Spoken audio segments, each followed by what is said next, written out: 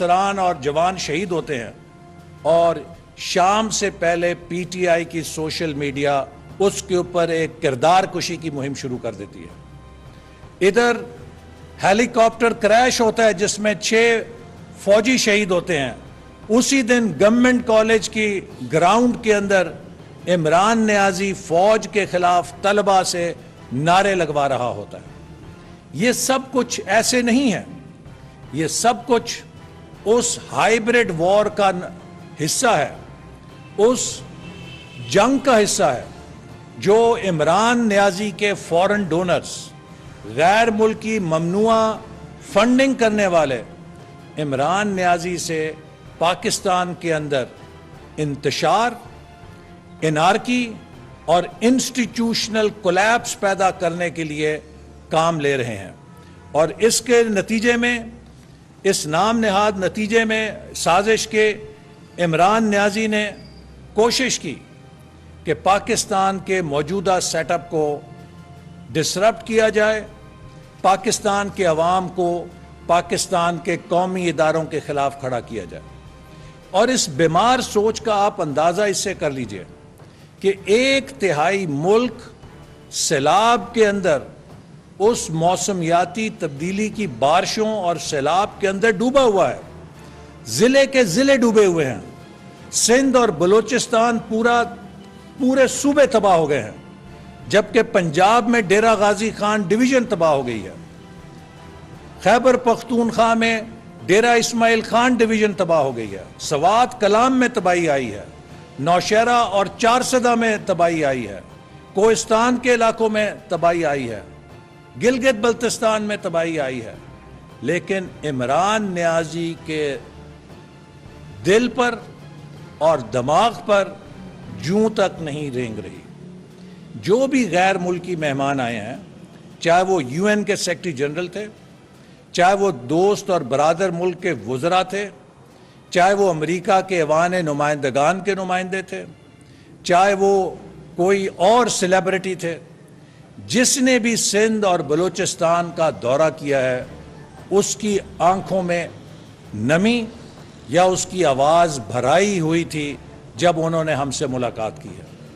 لیکن اس شخص کے سینے میں پتہ نہیں کون سے پتھر کا دل ہے کہ یہ 50 کروڑ روپے فی جلسہ کے حساب سے اربوں روپے جو اس نے اکٹھے کیے سیلاب کے نام پہ, جیسے پہلے چیریٹی کے نام پہ پیسے لے کر ان کو الیکشن کی تشہیری مہم میں استعمال کیا, اب سیلاب کے نام پہ جو پیسے لیے ہیں نہ جانے ان سے یا کون اس کو یہ پیسے دے رہا ہے.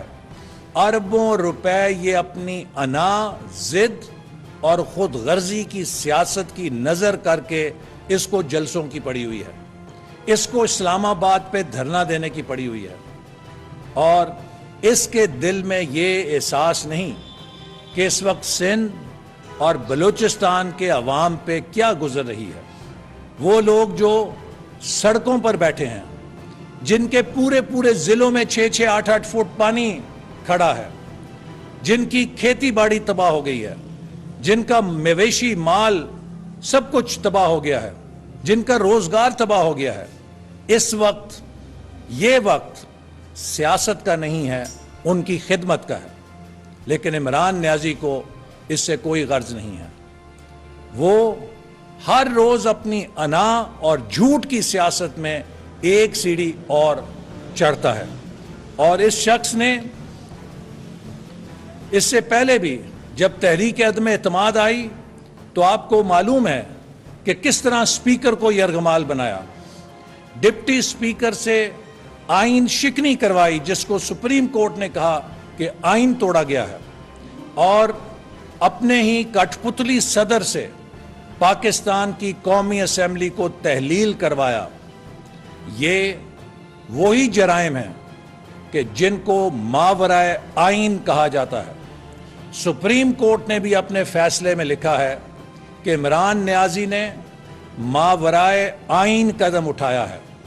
تو ریڈ لائن کانسٹیٹیوشن ہوتا ہے. آج پی ٹی آئی سے یہ مہم چلانا کہ عمران نیازی ہماری ریڈ لائن ہے, پاکستان کے عوام کی ریڈ لائن پاکستان کا آئین اور قانون ہے۔ عمران نیازی نے بہت ساری ریڈ لائنز کراس کر لی ہیں، آئین کی ریڈ لائن کو کراس کیا ہے، قانون کی ریڈ لائن کو کراس کیا ہے، اپنے اس حلف کی ریڈ لائن کو کراس کیا ہے جو بحیثیت وزیر اعظم اس نے اٹھائی تھی۔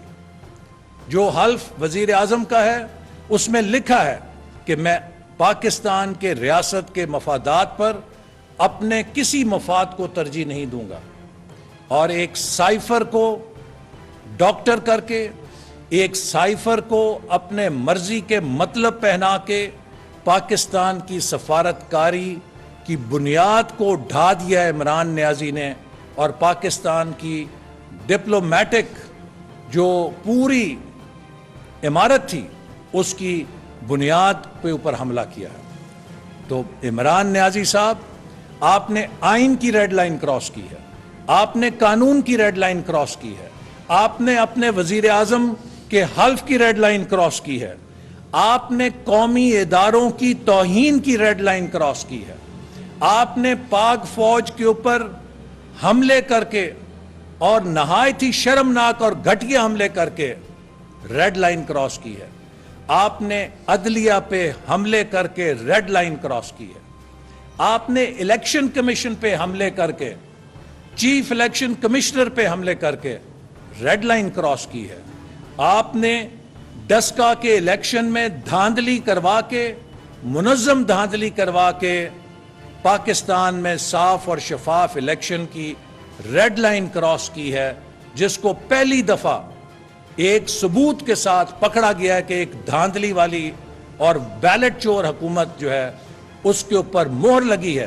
آپ نے اس ریڈ لائن کو بھی کراس کیا ہے۔ عمران نیازی صاحب، آپ نے فورن فنڈنگ کی ریڈ لائن کو کراس کیا ہے، آپ نے ممنوع فنڈنگ کی ریڈ لائن کو کراس کیا ہے، آپ نے توشہ خانہ کی ریڈ لائن کو کراس کیا ہے، آپ نے نالائکی کی ریڈ لائن کو کراس کیا ہے، آپ نے نااہلی کی ریڈ لائنز کو کراس کیا ہے، اور آپ نے ہر قسم کے فراڈ اور جھوٹ کی ریڈ لائنز کو کراس کیا ہے۔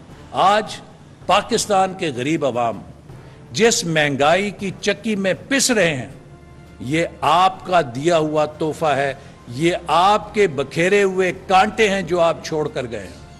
اور جو پی ٹی آئی کا شخص بہت دعوے کرتا ہے کہ ہم نے بڑی اچھی معیشت چھوڑی، میں صرف اس سے 2 سوال کرنا چاہتا ہوں، اور عمران نیازی صاحب، آپ میرے صرف 2 سوالوں کا جواب دے دیں۔ جب 2018 میں ہم نے حکومت چھوڑی تو پاکستان کا ترقیاتی بجٹ 1000 ارب تھا۔ جب 2022 میں ہمیں حکومت ملی، 4 سال بعد اسے 2000 ارب ہونا چاہیے تھا۔ یہ 550 ارب کیوں تھا؟ جب ہم 4 سال بعد حکومت میں آئے تو وزارت خزانہ نے اس 550 ارب کے ریڈیوسڈ ڈیولپمنٹ بجٹ کو آخری سہ-ماہی میں، اپریل، مئی اور جون میں آخری سہ-ماہی کی قسط ادا کرنے سے انکار کیوں کیا؟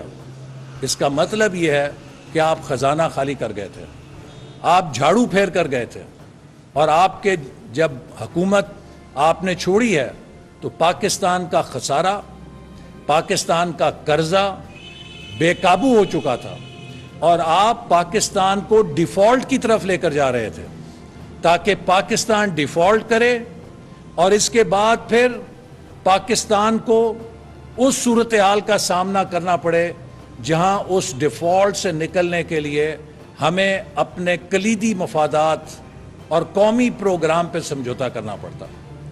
پی ڈی ایم کی قیادت نے تحریک عدم اعتماد پر اتفاق کے رائے سے اس لیے آپ کو حکومت سے نکالا کہ ہم پاکستان کو ڈیفالٹ سے بچانا چاہتے تھے۔ جب آپ نے حکومت چھوڑی تو پوری دنیا میں شرطیں لگ رہی تھیں کہ پاکستان 2 ہفتے میں یا 4 ہفتے میں سری لنکا بنے گا۔ الحمدللہ آج 4 مہینے کے بعد پاکستان کے دیوالیہ ہونے کی دنیا میں کوئی شرط نہیں لگا رہا۔ ہم نے پاکستان کو ریسکیو کیا ہے، جیسے سیلاب زدگان کو پہلے مرحلے میں ریسکیو کیا جاتا ہے، پھر ریہیبلیٹیٹ کیا جاتا ہے۔ ہم نے بھی پاکستان کی معیشت کو آپ کی نااہلی، نالائکی اور ناکامی کے سیلاب سے ریسکیو کیا ہے، واپس لے کر آئے ہیں دیوالیہ ہونے سے، اور اب اس کو ریہیبلیٹیٹ کر رہے ہیں۔ اور انشاءاللہ تعالی بہت جلد آپ دیکھیں گے کہ آپ کی یہ جو نالائکی اور نااہلی کے کانٹے ہیں، ہم انہیں چک کر دوبارہ پاکستان کے چمن میں وہی پھول سجائیں گے جو ہم نے 2017-18 میں چھوڑے تھے۔ پھر سی پیک کو ہم ریوائیو کر رہے ہیں اور وہ پاکستان کی ترقی کا منصوبہ بنے گا۔ پاکستان امریکہ نالج کوریڈور کو ہم بحال کر رہے ہیں تاکہ ہمارے نوجوان جدید ترین تعلیم حاصل کر کے پاکستان آئیں اور پاکستان کو ترقی کی طرف لے کر جائیں۔ تو اس لیے اب اس وقت جو عمران خان صاحب کی سازش تھیوری ہے، میں سمجھتا ہوں کہ اس کو عوام نے مسترد کر دیا ہے، اور اب عمران خان کا یہ کہنا کہ وہ سائفر کہیں مجھ سے گم ہو گیا ہے، اس بات کا اعتراف جرم ہے، اعتراف گناہ ہے، کنفیشن سٹیٹمنٹ ہے کہ آفیشیل سیکرٹ ایکٹ کی عمران خان نے خلاف ورزی کی ہے۔ جو شخص پاکستان کی حساس دستاویزات کو نہیں سنبھال سکتا، جس نے وہ سائفر کے جو نہایت پاکستان کی پروٹیکٹڈ پراپرٹی ہے وہ گم کر دی ہے، تو نہ جانے پاکستان کے کون کون سی حساس دستاویزات یہ غائب کر گیا ہے، اور بعد میں ہمیں پتہ چلے گا کہ کیا کیا کچھ کس کے حوالے کر دیا ہے۔ یقیناً پاکستان کی اس سے شبہ پڑتا ہے کہ حساس معلومات یہ ان لوگوں تک پہنچا رہا تھا جو اس کے فورن ڈونرز ہیں، جن سے یہ پیسہ لیتا تھا، ان کو اس پیسے کے عوض خدمات دے رہا تھا، اور پاکستان کی حساس معلومات پتہ نہیں اس نے کہاں کہاں چوری کروائی ہیں، کہاں کہاں گم کی ہیں، یہ وقت آنے کے اوپر پتہ چلے گا۔ لہٰذا عمران نیازی صاحب، آپ قانون کے سامنے، آئین کے سامنے اسی طرح جواب دہ ہیں جیسے کوئی پاکستانی ہے۔ ہم نے کئی مہینے آپ کے جھوٹے مقدموں میں سزائے موت کے قیدیوں کی چکیاں کاٹی ہیں، لیکن ہمارے کبھی زبان سے اف نہیں نکلی ہے، ہم نے ہائے ہائے نہیں کیا تھا۔ آپ تو بہت خوش قسمت ہیں کہ آپ کو تو 24 گھنٹے میں ضمانت مل جاتی ہے، ہم لوگوں کو تو ضمانت لینے کے لیے بھی کئی مہینے انتظار کرنا پڑتا تھا۔ آپ تو نہایت خوش قسمت ہیں کہ آپ سپریم کورٹ کا فیصلہ ہو 7 مہینے تک اسے جوتی کی نوک پہ رکھیں۔ بلدیاتی اداروں کو بحال کرنے کا فیصلہ سپریم کورٹ کے چیف جسٹس کی عدالت کا تھا، ڈویژن بینچ تھا۔ 7 مہینے آپ نے اور عثمان بزدار نے اس فیصلے کو جوتے کے نیچے دبا کے رکھا۔ آپ سے تو کوئی پوچھتا ہی نہیں ہے، توہین عدالت آپ پہ تو نہیں لگتی، آپ تو خوش قسمت ہیں، تو اتنے گھبراتے کیوں ہیں؟ لیکن ہم آپ کو کسی جھوٹے مقدمے میں نہیں پکڑیں گے، لیکن اگر آپ آئین اور قانون کے مطابق آپ کی گرفتاری قرار پائی کہ ہونی ہے، تو پھر ان جلسے جلوسوں سے آپ کی گرفتاری نہیں رکے گی۔ آپ کو آئین اور قانون کے سامنے اسی طرح پیش کرنا ہوگا جیسے آپ دوسروں سے توقع رکھتے تھے کہ وہ آئین اور قانون کے سامنے پیش ہوں۔ نواز شریف کو ایک جھوٹے مقدمے میں سزا دی گئی، وہ برطانیہ میں اپنی بستر مرگ پہ بیوی کو چھوڑ کے بیٹی کے ساتھ قانون کے سامنے پیش ہونے کے لیے آ گیا۔ اسے کہتے ہیں مردانگی، اسے کہتے ہیں بہادری۔ خیر، وہ مردانگی کا لفظ اب ذرا آج کل کانٹروورشل ہے، چونکہ خواتین بھی بہت بہادر ہیں، تو یہ جینڈر اس میں نہیں ہونا چاہیے، لیکن اسے بہادری کہتے ہیں۔ یہ ہوتی ہے ایک بولڈنس کہ وہ لندن سے اپنی بیٹی کے ساتھ جیل جانے کے لیے آ گیا، اور آپ کبھی پشاور جا کے چھپ جاتے ہیں، کبھی اتوار کو جا کے عدالتوں میں دعائیاں دیتے ہیں۔ اتنا ڈر کس بات کا ہے آپ کو؟ آپ کا کوئی بندہ جیل میں جاتا ہے تو 24 گھنٹے میں ہائے ہائے ویل چیئر پہ چیخیں نکلنی شروع ہو جاتی ہیں۔ یہ جیلیں ہم نے بھی دیکھی ہیں، ہم تو سینہ تان کے جاتے تھے اور سج وج کے اور گج کے پیش ہوا کرتے تھے عدالتوں میں، تو لہٰذا یہ جھوٹ کا کاروبار اب نہیں چلے گا. آپ نے جتنا ورگلانا تھا ورگلا لیا. اب قوم آپ کی اصلیت جان گئی ہے. اور میں عمران نیازی صاحب کے ان حمایتیوں کو ضرور کچھ بات کہنا چاہوں گا کہ جو گٹر کلچر عمران نیازی نے پاکستان میں فروغ کیا ہے, ہر پڑھے لکھے شخص کو ضرور سوال کرنا چاہیے کہ کیا یہ پاکستان کی سیاست میں اس کی گنجائش ہے؟ کیا ہم اس عدم برداشت کے ساتھ ملک کو آگے لے کے جا سکتے ہیں؟ کیا ہم ایک دوسرے کے ساتھ اس طرح کا طرز عمل بیرون ملک غیر ملکیوں کے سامنے کر کے ملک کا نام روشن کر رہے ہیں یا اپنے ملک کی بدنامی کر رہے ہیں؟ یہ وہ گٹر کلچر ہے سیاست کا جو عمران نیازی کا ترہ امتیاز ہے. اس نے میک ڈونلڈ میں جب میرے خلاف اس کے کچھ حمایتیوں نے نعرے لگائے اور انہوں نے پھر نارووال آ کے, وہ پڑھے لکھے لوگ تھے, تو انہوں نے آ کے جب معذرت کی, عمران نیازی کو اتنی امبیرسمنٹ فیل ہوئی کہ میرے لوگوں نے معذرت کر لی. اگلے 2 جلسوں میں میرے خلاف نعرے لگوائے کہ آسن اقبال ڈاکو ہے. عمران نیازی, وہ جو کیس تم نے بنایا تھا جس کے اوپر تم مجھے ڈاکو کہتے تھے, اس کو عدالت نے اٹھا کے ردی کی ٹوکری میں پھینک دیا ہے, تمہارے منہ کے اوپر مارا ہے. ڈاکو میں نہیں ہوں, ڈاکو تم ہو. اور انشاءاللہ تعالی جو تم پاکستان کی سیاست میں گند گھول رہے ہو, مجھے یقین ہے کہ تم نے اپنی سیاست کا سورج بھی ہمیشہ کے لیے غروب کر دیا ہے. کیونکہ پاکستان کی ریاست میں ایک ایسا شخص جو نہ آئین کا احترام کرے, جو نہ پارلیمنٹ کا احترام کرے, جو نہ مسلح افواج کا احترام کرے, جو نہ عدلیہ کا احترام کرے, جو نہ الیکشن کمیشن کا احترام کرے, صرف اس کو اپنی انا, اپنی خود غرضی اور اپنی نفرت کا بت جو ہے اسے پوجنا آتا ہو, ایسے شخص کے حوالے پاکستان نہیں کیا جا سکتا. اور انشاءاللہ اب آئندہ پاکستان کے اندر تمہاری سیاست کے لیے کوئی گنجائش نہیں رہے گی.